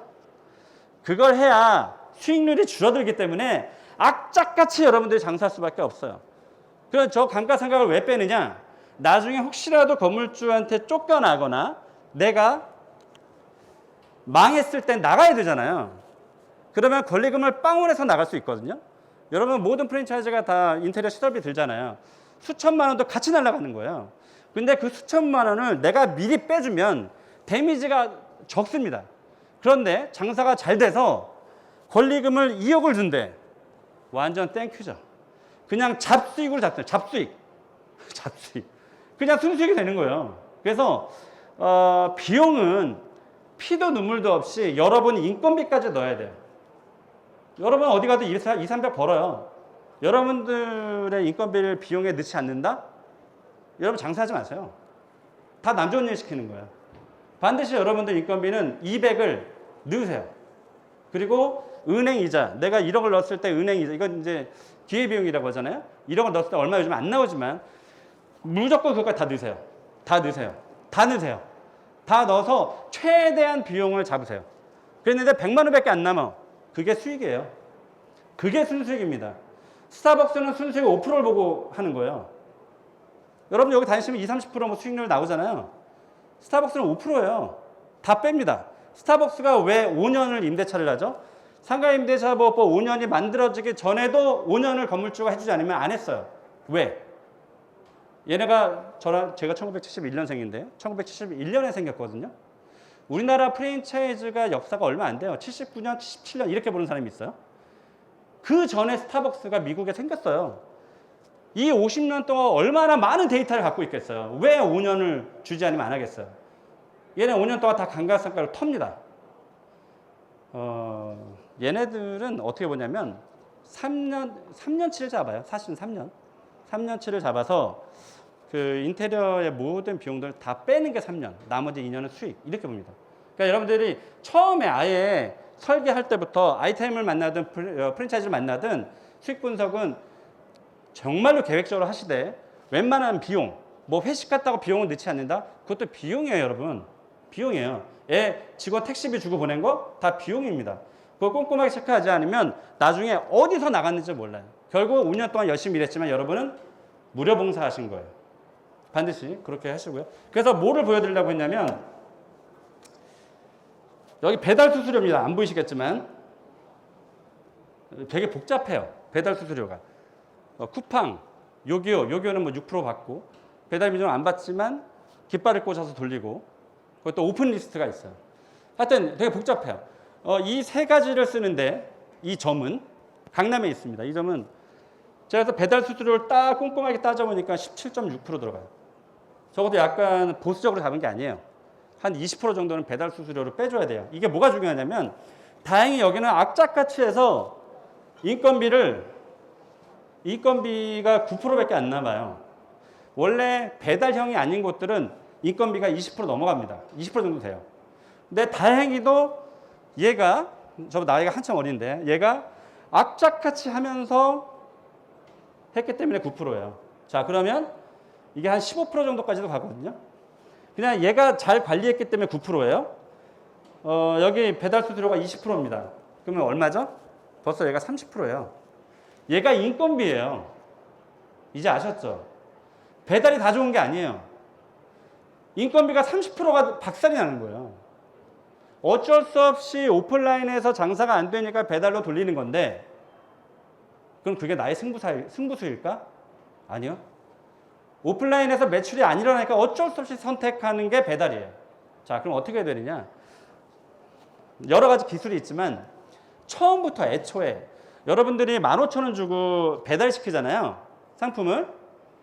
15,000원이 들었는데 거기에 예를 들면 2,000원이 여러분들이 배달 수수료로 내요. 배달 팁으로. 쿠팡 같은 경우는 그렇습니다. 3,000원이나 3,500원은 공급자가 내는 거예요. 자, 그럼 15,000원을 팔았을 때 배달료가 얼마 나갔다고요? 5,000원. 결국은 15,000원짜리 상품을 만들었지만 재료비는 우리가 40% 정도 잡거든요. 35%에서 40%. 그걸 빼면 수익률이 얼마 안 됩니다. 그래서 적당한 거는 그 오프라인과 온라인의 그 배달이 적정한 비율을 유지하는 건데 왜냐하면 우리가 배달을 안 할 수가 없으니까. 그래서 한 5대5 정도? 이 정도면 그래도 좀 합리적이지 않을까라는 생각을 해요. 자, 베이커리 디저트 카페입니다. 베이커리 카페는 제가 얘기하지 않아도 이렇게 그래프가 올라가고 있습니다. 이게 베이커리 카페로 제가 그 네이버에서 검색한 결과예요. 다 올라가죠? 우상향입니다.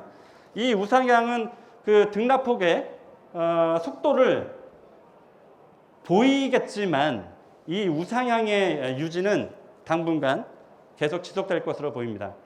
제가 가장 그 강의할 때 물 한 잔만 먹을게요.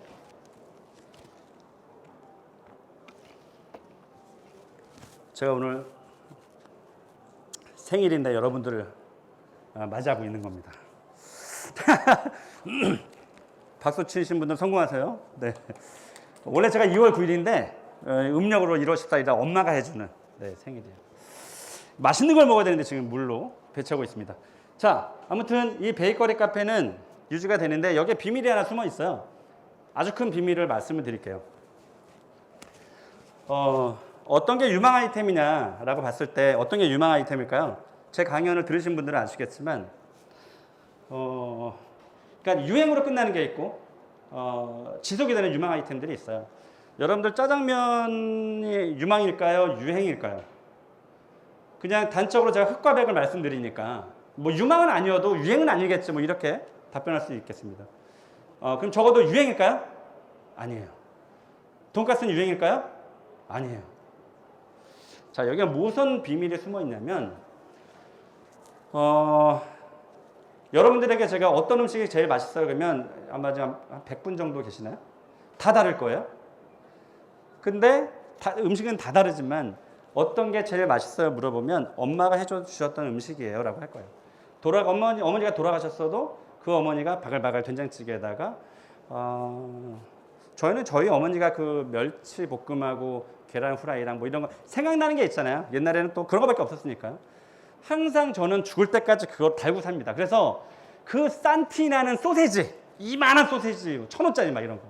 옛날에 엄마가 거기다가 계란 묻혀서 계란물에 해주셨으니까 지금도 식당에서 그게 나오면 그것만 먹습니다. 그것만.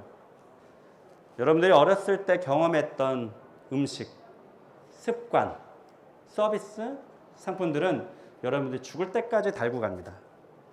제가 공차가 특정 브랜드를 얘기하는 건 아니지만 나쁘지 않았던 건 더 솔직한 표현으로 괜찮다라고 했던 건 제가 한 5시쯤에 어느 사건을 지나가는데 잠실 신천역, 지금은 잠실 세내역으로 바뀌었습니다. 맥도날드 쪽에 하나가 있고 엘스 아파트 주공 1단지 주공 1단지에 또 공차가 있어요. 사실 가까운 거리인데 제가 그게 벌써 수년 전이죠. 그 공차 앞을 딱 지나면서 제가 한 1분을 그 앞에서 멈춰서 공차를 바라봤어요.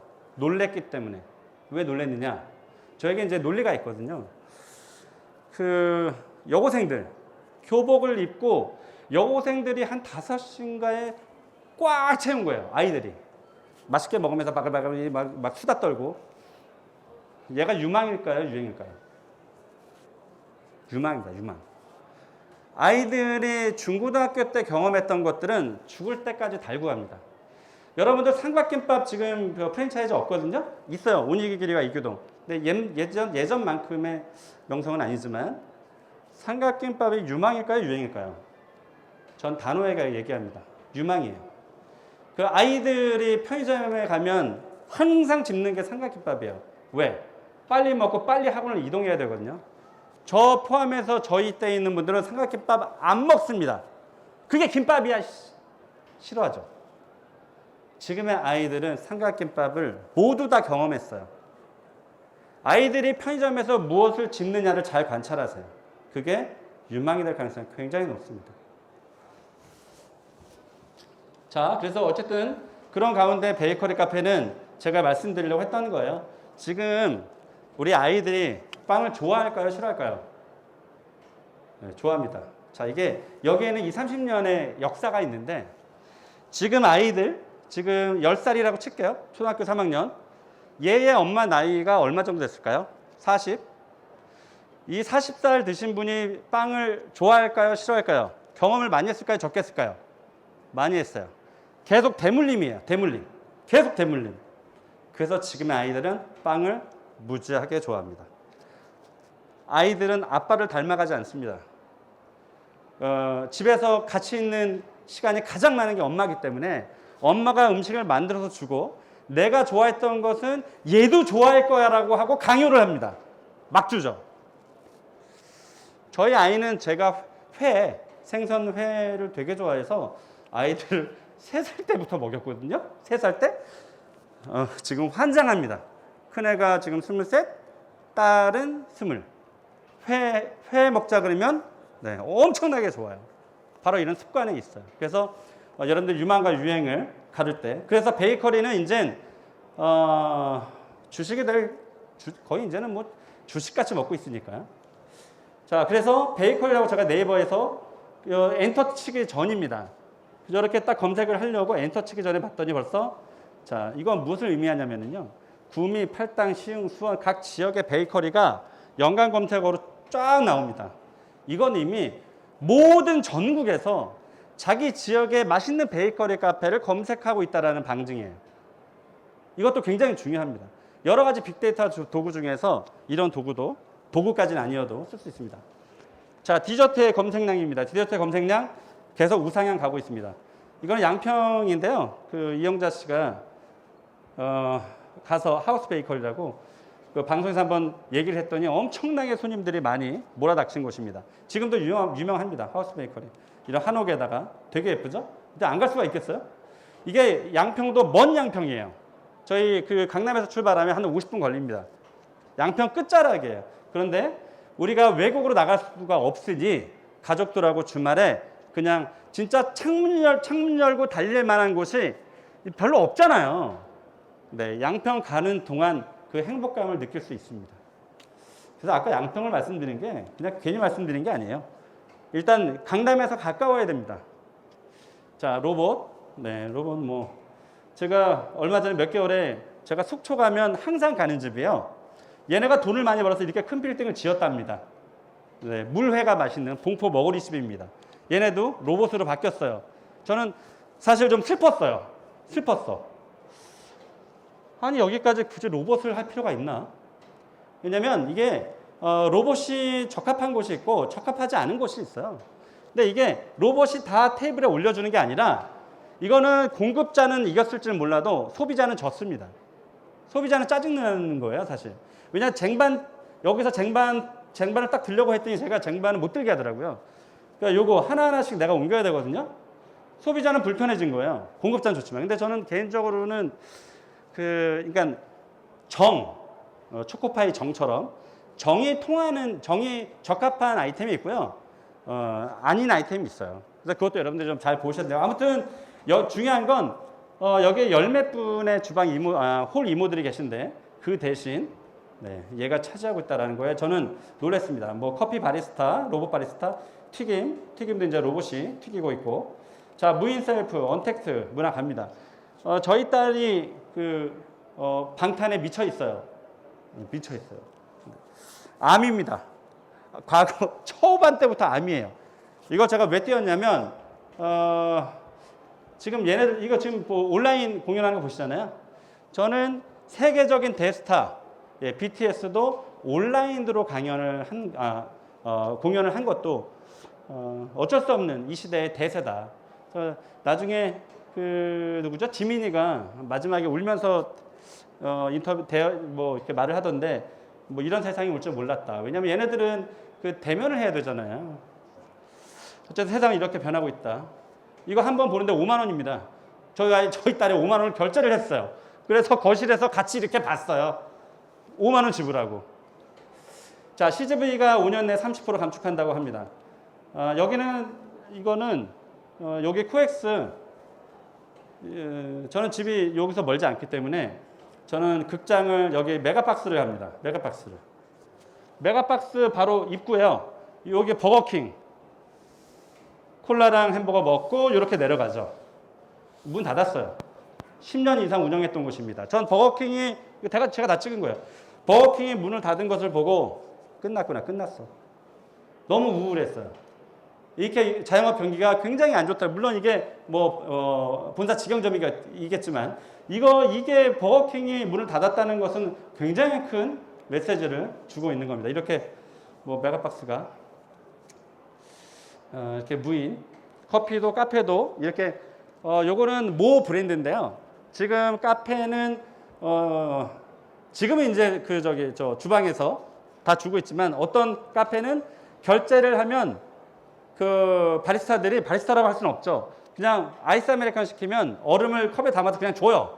주면 여기 소비자가 각 취향에 맞는 옛날에 커피포트 있잖아요. 우리 어렸을 때 그걸 자기가 직접 따라 마십니다. 세상이 이렇게 변하고 있어요. 근데 중요한 거는 이게 소비자에게 먹히냐 안 먹히냐가 중요한데 먹힌다는 거예요.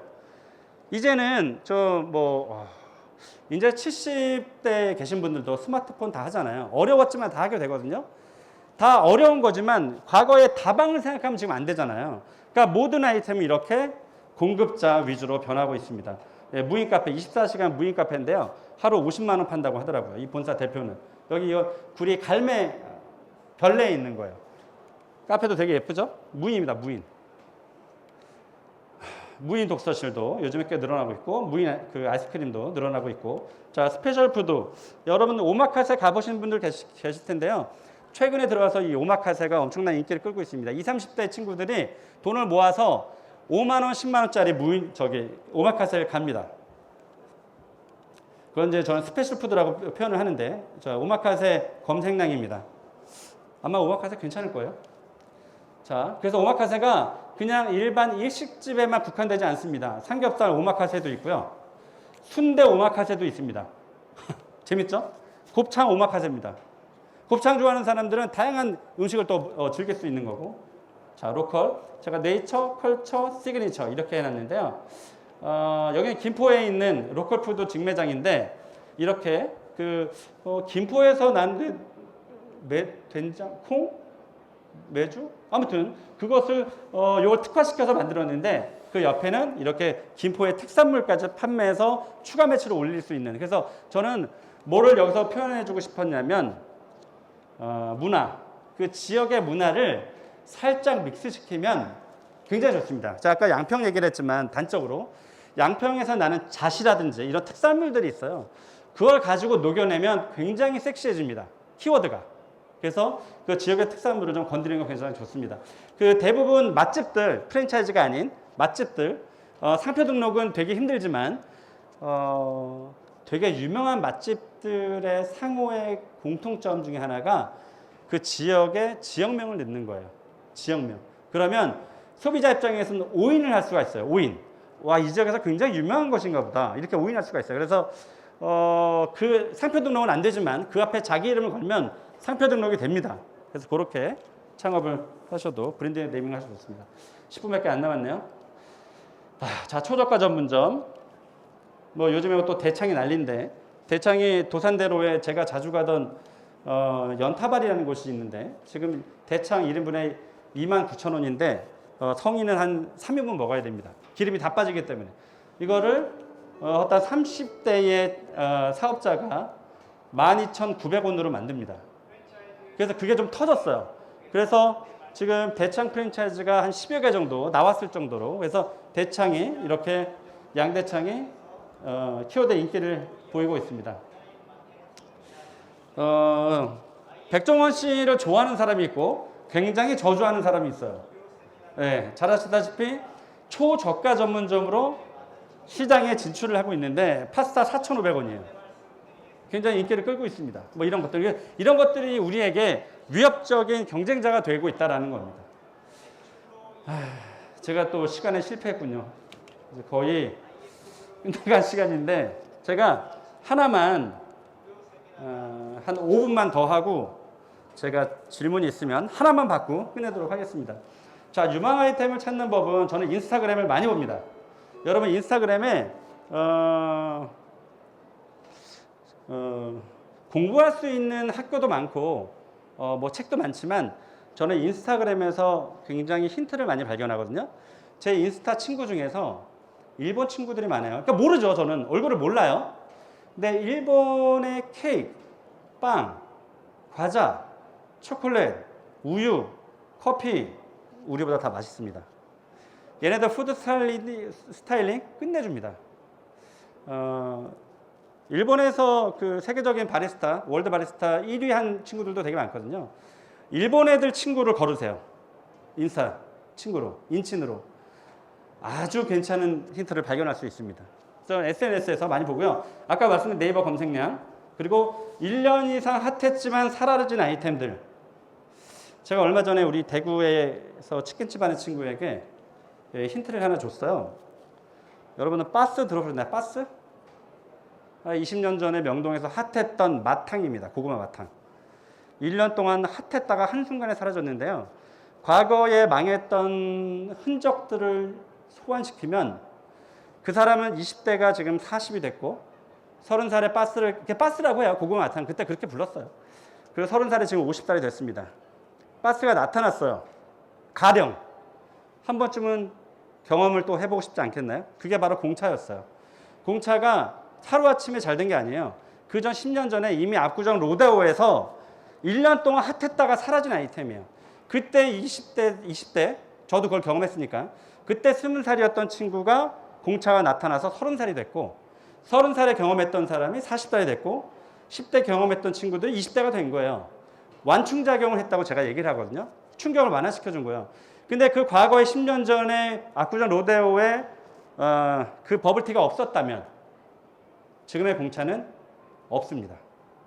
그래서 그런 그 과거에 한 1년 이상 핫했지만 사라졌던 것들을 다시 끄집어내면 관심받을 경우가 굉장히 많습니다. 그래서 제가 바스 치킨이라고 치킨에다 바스를 묶으라고 했어요. 아니야, 바스라는 그 힌트를 줬는데 이 친구가 그걸 묶은 거예요. 아마 되게 핫할 것으로 보입니다. 아무튼 뭐 이렇게 또 엄마, 아까 제가 엄마 말씀드렸죠? 네, 엄마가 해주셨던 음식들이 살짝 비틀거나 플러스 알파, 약간 재미를 가미를 하면 핫할 아이템들이 많습니다. 또 일본을 그래서 힌트를 얻습니다. 과거를 소환하라, 그리고 묶어라 이렇게 제가 표현을 하는데요. 과거에 이 바스예요.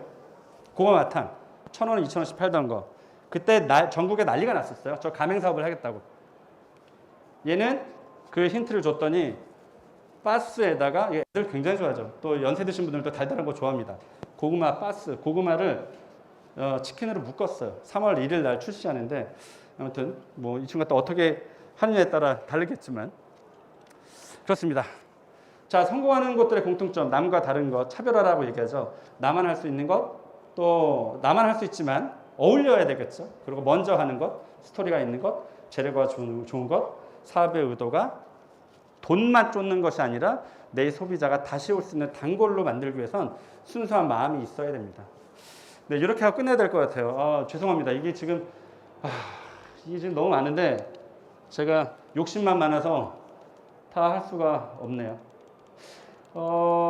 제가 어떤 방법을 한번 찾아볼게요. 이거 뒤에 보면 뭐 좋은 점포 고르는 거랑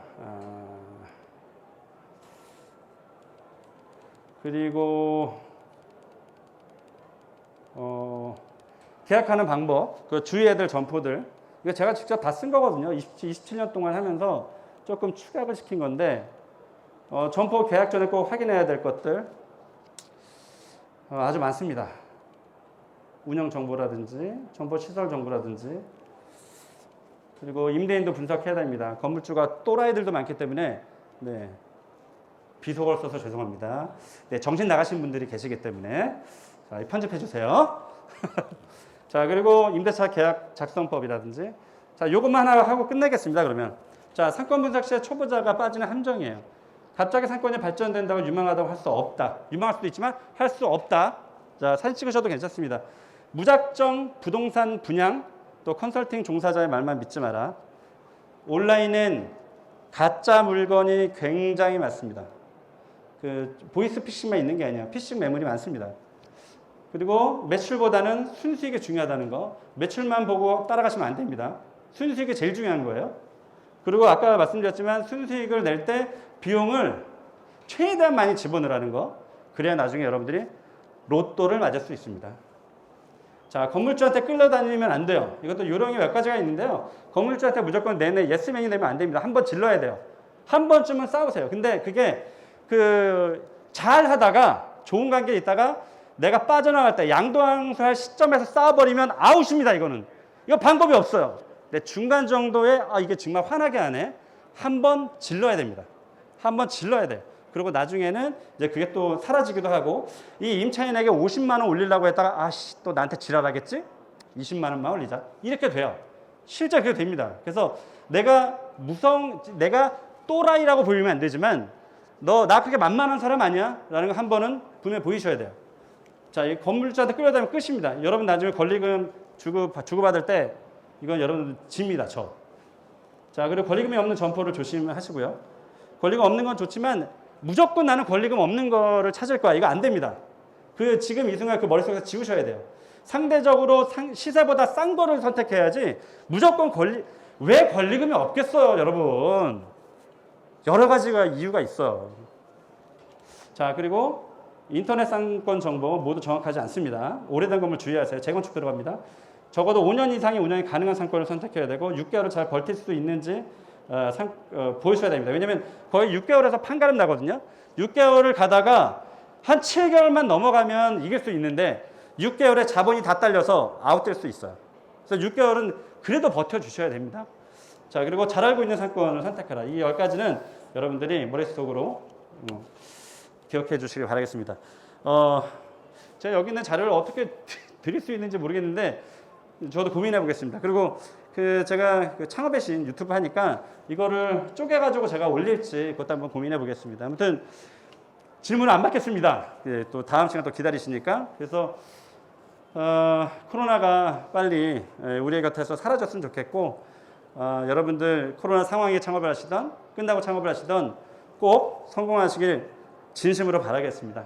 고맙습니다.